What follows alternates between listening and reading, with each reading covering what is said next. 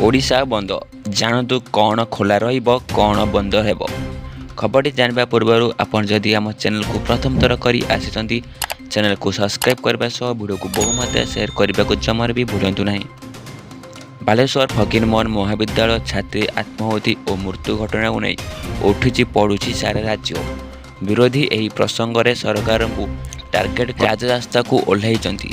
सबु विरोधी दल न्याय दाबी रे हल्लाबोल करुचंती।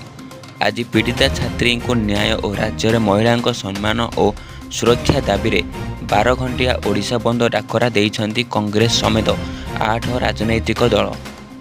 तेबे जानतु कौन बंद रहिबो कौन खोला रहिबो।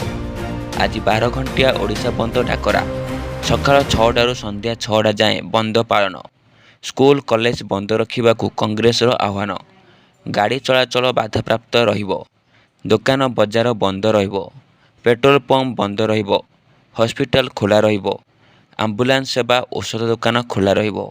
बैंक और पोस्ट ऑफिस खोला रहिबो। सरकार कार्यालय खोला रहिबो।